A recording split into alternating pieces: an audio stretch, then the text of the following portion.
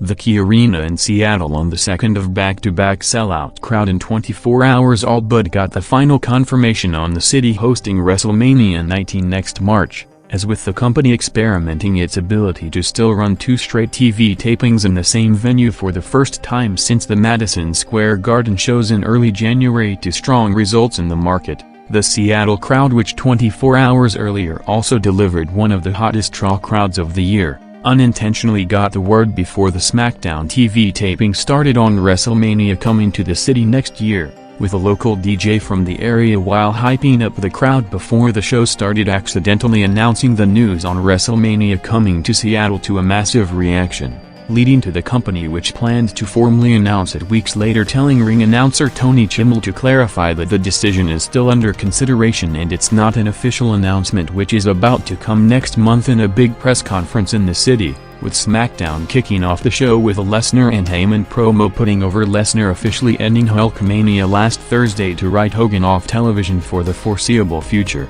saying that despite the end of Hogan's run as the greatest career in company history being a monumental moment, in this situation it was just a stepping stone for Lesnar to get to Rock at SummerSlam, bringing out Rikishi for a confrontation, hyping the upcoming match promoted at an angle of Stephanie buying commercial time on Raw's TNN broadcast to plug it on Monday, seeing SmackDown, which after the hit from the preempted markets last week, opening back at a more routine range with the Brock Heyman-Rikishi segment in the first quarter doing a 3 rating with over 4.3 million viewers and an over a million viewers increase over last Thursday, also featuring the latest jump between the brands with Matt Hardy a day after turning heel on Jeff jumping to SmackDown to start his first major singles run.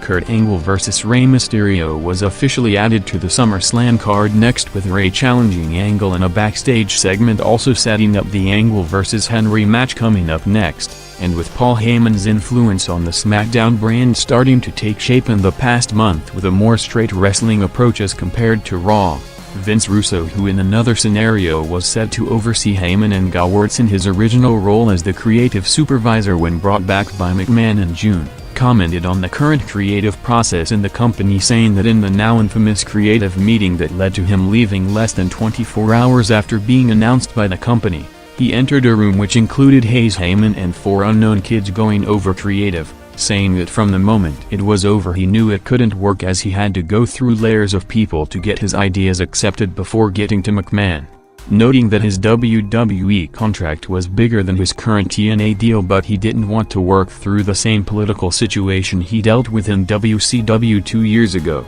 with Russo's biggest criticism of McMahon in the latest run being that he can't objectively critique Stephanie despite her clearly being unqualified for the creative role, and the current writing team are more concerned with what they can dress up Goldust this Monday than weekly developing storylines, with Heyman's SmackDown on the night seeing the first hour closed with Angle and Lesnar matches going back-to-back each at around the 6-minute range, with Angle going over Henry followed by Lesnar going over Rikishi in a match placed at the 8:45 p.m. quarter, with the now announced Rock vs Benoit match set to headline the show.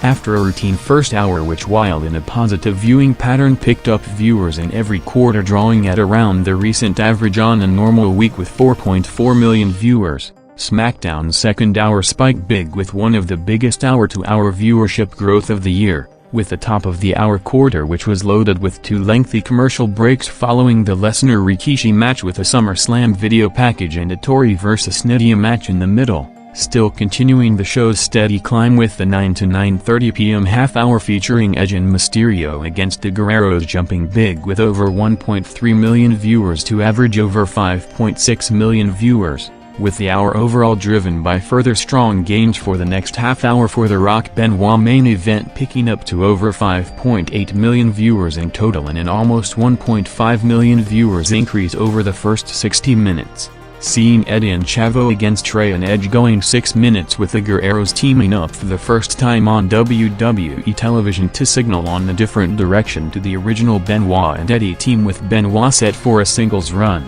setting up the 2 SummerSlam matches with Edge and Eddie brawling outside and Angle interfering to take out Mysterio for the DQ finish, continuing to build to perhaps the freshest combination of matches on a single pay-per-view show since before the top stars of the recent boom period were established as headliners, with the SummerSlam card set to feature 8 matches where none of the participants ever wrestled each other, and high-profile matches before either on pay-per-view or on television.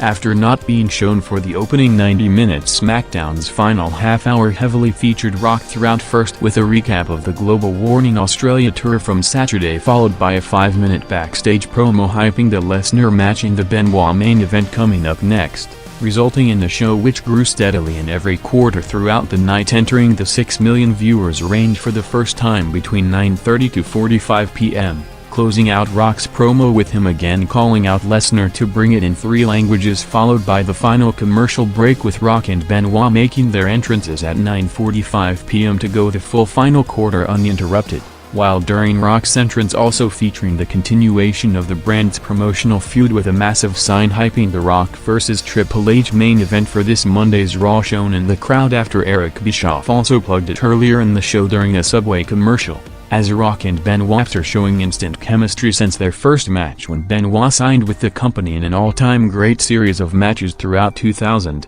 resulting in them being placed to headline several major events including the fully loaded pay-per-view The TV return to Madison Square Garden and the first ever Raw on TNN to some of the biggest numbers in wrestling television history, delivering big again in the first Rock vs Benoit match in almost 2 years and their last singles match in general to go 12 minutes in the TV main event, peaking the night with over 6.4 million viewers in a match seeing Benoit doing the first top rope diving headbutt since coming back from neck surgery, setting up the finish playing off Rock's tap-out loss 2 weeks back, with Lesnar running in for another tease of the first Rock-Brock confrontation, ending up with Rock reversing the crossface to go over with SmackDown on the night, continuing the heating up of the product in the past several weeks on the way to SummerSlam, with the show jumping big not only on the preempted number of last Thursday but to its highest rated broadcast in over 2 months with a 3.5 rating.